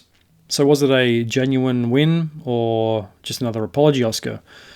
Like I said at the start, I haven't seen many of the films nominated this year. I haven't seen One Battle After Another. It was on my list. I wanted to see it. My cinema just didn't have any good times. And then when they re-released it, they still didn't have any good times. I like Paul Thomas Anderson's films. They are a bit out there. My brother likes them more than me. He's one of his favourite directors. Boogie Nights is probably my favourite film of his. It's a little more controversial due to the subject matter, but it is a fucking masterpiece of a film. It's got drama, excitement, nudity, one-liners, it's got style, it's set in, the 70s, the 80s. It's got everything. So next up was one of the biggest acting awards of the night, and that was Best Actor. It was presented by last year's winner, Adrian Brody. He made a joke about the gum. He also takes the piss out of himself for the running time of his speech, which was very long. It was the record for longest acceptance speech ever. And the nominees for Best Actor were Michael B. Jordan, Sinners, Timothée Chalamet, Marty Supreme, Leonardo DiCaprio, One Battle After Another, Ethan Hawke, Blue Moon, which I'd never heard of, Wagner Moral, The Secret Agent. Best Supporting Actor is one of those awards you just don't know what way it's going to go. It could do the most obvious and give DiCaprio another award, or maybe Timothée Chalamet, or the outside of the box, Michael B. Jordan or Ethan Hawke. I kind of thought maybe Ethan Hawke, but I don't really think so. I knew Wagner Moral wasn't going to get it. So it's really a battle of DiCaprio, Jordan, and Chalamet. Chalamet was nominated last year. DiCaprio's been nominated about a dozen times. He's won one. And like I mentioned, I hadn't seen One Battle After Another or Marty Supreme or the other 2 films, just Sinners. And the Oscar went to, surprisingly, Michael B. Jordan. And once again, I don't think Sinners is an Oscar-worthy film. It was also another historic win in a night full of historic wins, because it was the first time an actor had won Best Actor for dual roles. Obviously, Michael B. Jordan plays the 2 twins, Stack and Smoke. The other dual role winner was Lee Marvin, all the way back in 1965. Judging by the look on Michael B. Jordan's face, I don't think he could quite believe he won either. When he went up to accept, I think he did swear quite a bit. He thanked his mum and said something like, "Oh, Mum, we made it," and his dad had flown from Ghana or somewhere to be there with his brothers. He thanked trailblazing black lead actors like Denzel Washington and Halle Berry. I do really like Michael B. Jordan. I did like his speech. I'm just not so sure that Sinners was an Oscar-worthy movie. It was a great performance, no doubt, but I've seen other great performances that are as equal to Michael B. Jordan's in Sinners, if not better, and they don't get nominated for an Academy Award. And when you consider the competition he was up against, DiCaprio, Charlemagne, Morale, and Hawke, it's a pretty tough competition. Like I said, I hadn't seen the other films, but if you know anything about DiCaprio, you know he is rock solid for two things: dating women that are way too young for him and giving excellent performances time after time. He should have won an Oscar for a few roles by now, but he's only won the one for The Revenant. So back in 2015, yeah, fuck, that was a while ago. But it seems like he's consistently getting nominated.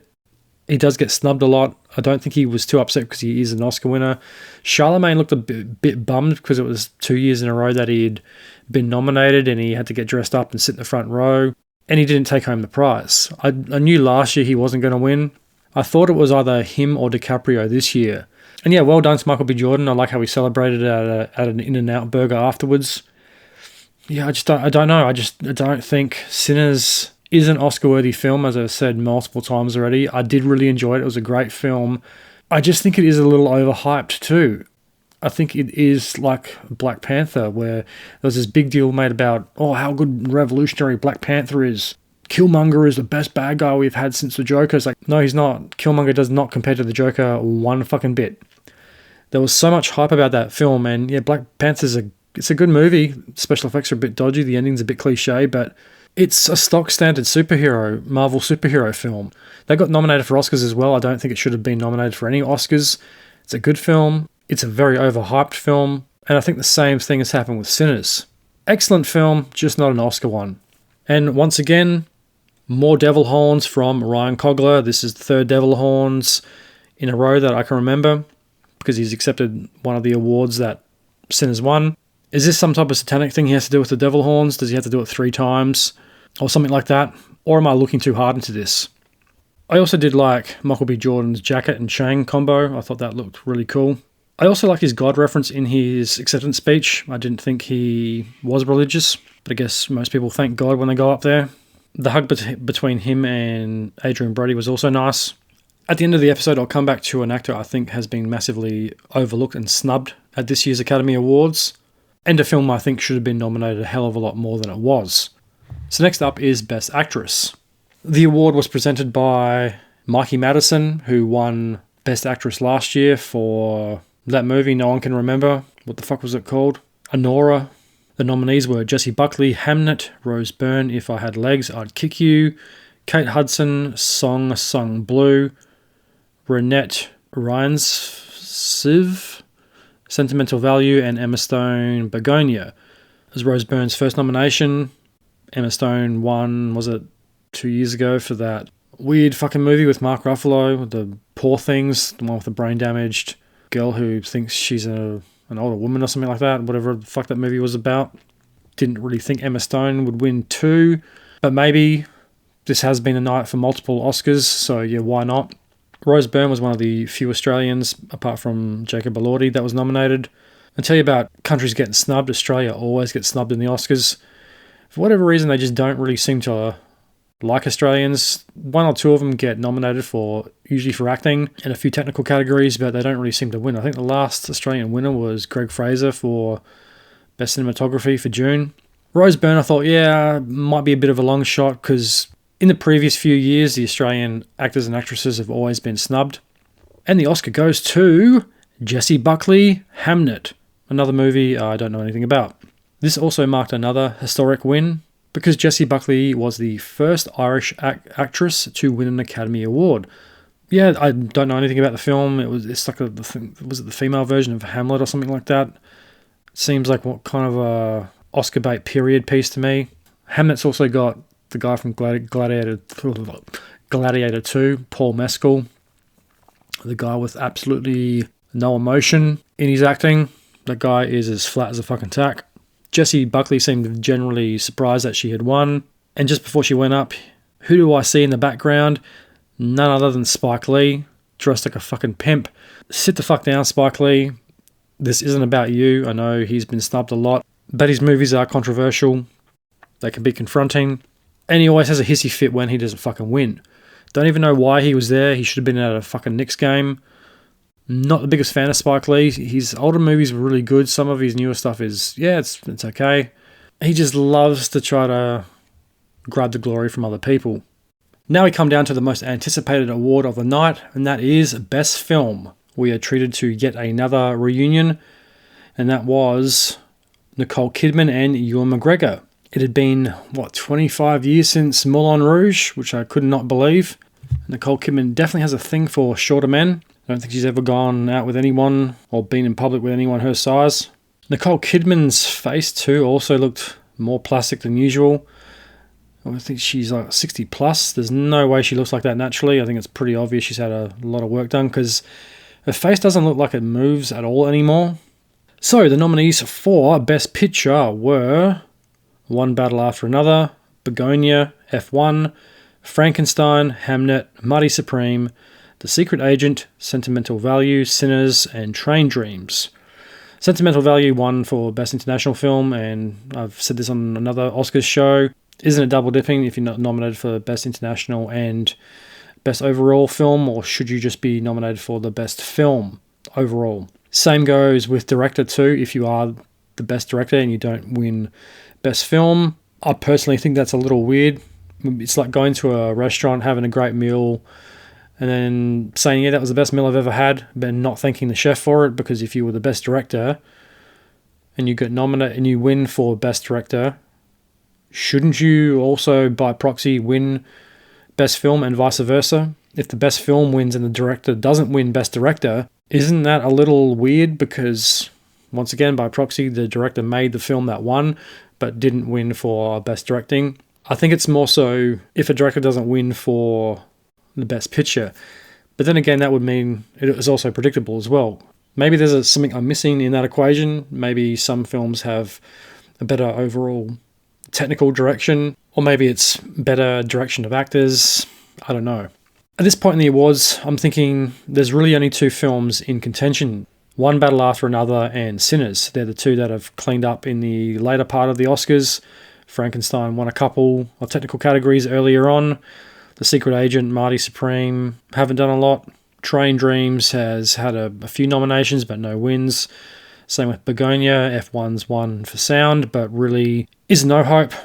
And look, I think it's great F1 was nominated at all, especially for Best Picture, because that was one of the best films of last year. It was a fun film, but it also had heart and soul. And I really wish more films like this would be included in the Academy Awards, but at the same time, they don't have any chance of actually winning because the Oscar bait films always dominate, and that's why they need more categories, as I always say, with Best Action Film or Best Non-Dramatic Film or Best Non-Oscar bait film, whatever it happens to be. They need more categories for more diverse ranges of films, because you can't put One Battle After Another, Mighty Supreme, F1, Frankenstein, Sinners all in the same category. And Frankenstein's another big, technically a monster film that's nominated here, but really doesn't have a good chance of winning. Really doesn't have any chance of winning. And the Oscar goes to One Battle After Another. It was Paul Thomas Anderson's third Oscar for the night. And I'm not really shocked at this one over Sinners. Sinners is just not an Oscar film, as I keep saying. I think it was pretty obvious. Paul Thomas Anderson just won for Best Director. It had a Best Supporting Actor win, a couple of other technical and other categories, like, was it Best Adapted Screenplay, things like that. So I'm not really surprised that One Battle After Another won. It also means Alex Jones was right again. I will have to see One Battle After Another. I did really want to see it. I guess I have to wait for it to come out on Blu-ray. Now, the whole cast of One Battle After Another went up on stage. The girl in the mauve dress, I can't remember her name. She was very excited to the point one of her boobs nearly fell out. She was jumping around a bit too much. So I guess all in all, One Battle After Another was the little revolutionary film that could. Is this a prelude to another revolution in the United States? I don't know, maybe that's just the rambled thoughts of a conspiracy realist.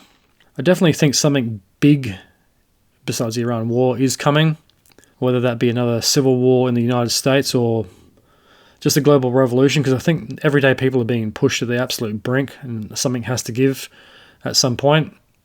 I'm not calling for a revolution by any means. I'm just saying that it seems globally a lot of people are pissed off. The divide between the haves and have-nots is astronomical now. How many jobs can people really work and still not cover bills? So what's the point in living if you're just working 3 to 4 jobs just to pay the endless stream of bills? You might as well just go live in a motel because it'll be cheaper than owning a home. That's also what the elites want. They don't want you to own anything. They want you to be owned by them. They want you on the system, give you just enough to keep you fat and happy so you don't complain. The little, I guess it was kind of like a teaser trailer where Conan O'Brien gets the office, then gets paralyzed by the gas to be replaced by Mr. Beast. Was a little confusing. Is he going to be the host next year? Because I think if the Academy Awards is actually entertaining the idea of giving the hosting reins to a fucking YouTuber, Mr. Beast, that is the downfall of the Academy Awards as we know it, and I don't think they will ever recover. They've been declining year after year, and it's stupid fucking stunts like this that are helping that decline and turning people away. It's not cool, it's not hip, you're not down with the kids, it's just fucking lame. Bring back Billy Crystal or someone like that. Someone who didn't try to be funny, who didn't have to rely on political punchlines and low-hanging fruit. Someone who had a bit of fucking class and wit. I think it's very obvious the Academy Awards is struggling to regain its identity. It's trying so hard to keep up with trends and a changing media landscape. It has lost all sense of its own identity. As I mentioned before, there was an actor I thought got massively snubbed this year, and that actor is Sam Worthington. Sam Worthington should have been nominated for Best Actor for Avatar: Fire and Ash. I'll argue anyone on that point. Just because he's playing a 9-foot-tall blue alien doesn't mean that it wasn't a Oscar-worthy performance. The Dark Knight opened the door. Sinners proved you can win an Academy Award for essentially a hybrid vampire music horror film. So why can't a sci-fi film like Avatar win on its acting merit? Sam Worthington's performance in Avatar: Fire and Ash is as good as any I've seen. It's emotional and raw. I really do believe Jake Sully as a father too. Sam Worthington puts a lot of his own experience in it, and he does a fantastic job of elevating the character of Jake Sully, playing the protective father and this reluctant leader who has to come out of the shadows, face his fears, and fight the RDA because it's the only way to win against the humans. He did such a fucking good job of that, and especially in the scene where he has to make a choice involving Spider, which you can hear all about on my review of Avatar: Fire and Ash, available now wherever you get your podcasts from. That was such a powerful scene, such a powerful performance. He was so fucking good in that film. He has so many different complex emotions he goes on over the course of the film. He's a protective father. He loses his children. He goes to find them. He's the protective father. Then he is a prisoner. Then he has to make this choice. Then he becomes this leader of the tribe again. And I think it's absolutely criminal that Sam Worthington wasn't nominated. And like I've mentioned a few times, there needs to be more categories. What happened to the best stunts? The Academy has been telling us for the last couple of years they were going to introduce a stunt category, but it's never materialized. Why don't they also add a best motion capture or best visual effects motion capture performance or something like that?